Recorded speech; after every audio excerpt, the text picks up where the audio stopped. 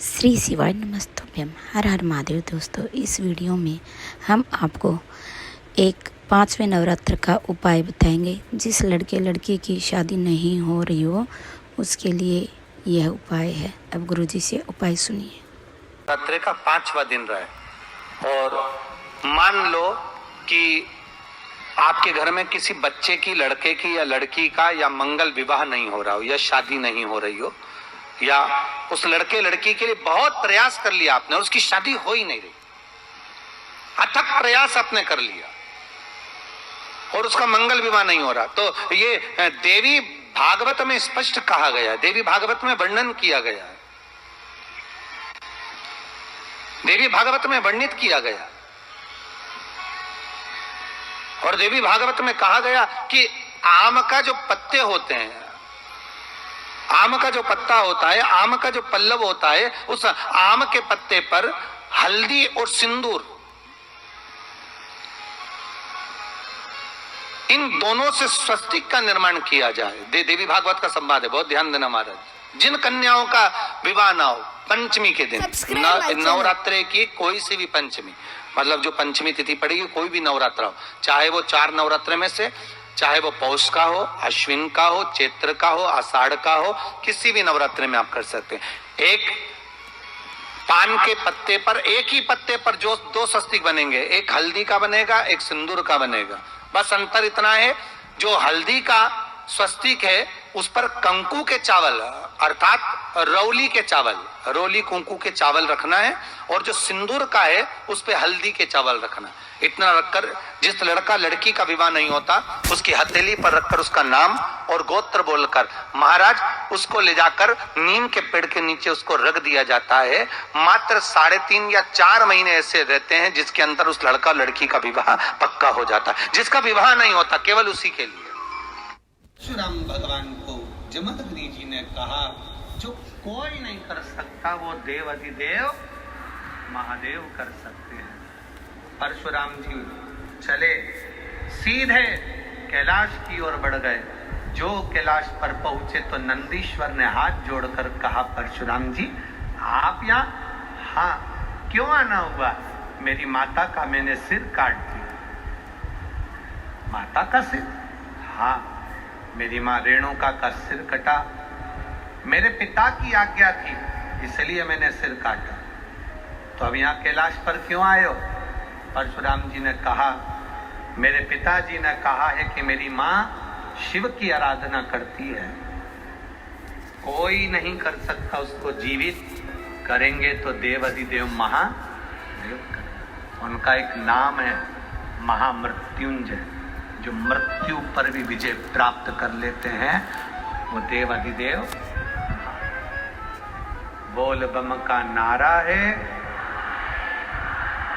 बाबा एक सहारा। नंदीश्वर हाथ जोड़कर बोले परशुराम भगवान से, प्रभु बाबा तो अभी समाधि में लीन, तब साधना में लगे हुए हैं, उनकी समाधि इतनी जल्दी टूटने वाली नहीं है। समाधि नहीं टूटेगी तो फिर क्या करा जाए? कल कथा में कहा था, आज की जो रेणुका माता की जो कथा है, सालों निकल जाए 25-25, 30-30 साल, तो भी गोदी में लाल देने की सामर्थ्यता रखती है मां रेणुका की कथा। सहज नहीं है शिव की। ये जो शिव पार्वती कथा नागपुर में जो चल रही है, ये कोई साधारण नहीं है। इसको धारण करने वाला जान सकता है कि इसका फल क्या है।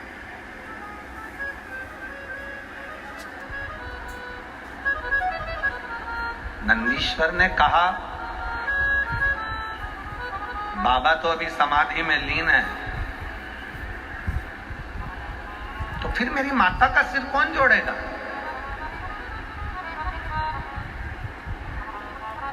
पिता ने कह दिया,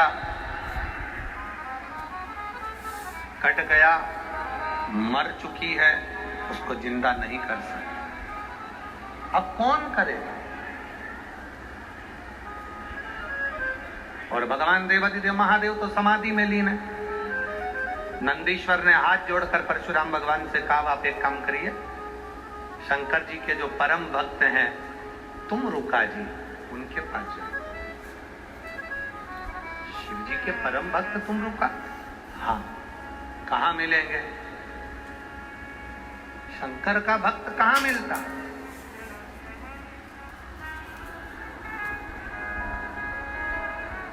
सिर पर त्रिपुंड,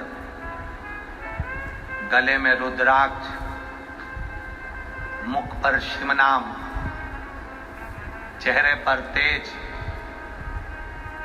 जब भी मिले तो भगवान का भजन करते मिले, इसे तुम रुका जी मिलेंगे।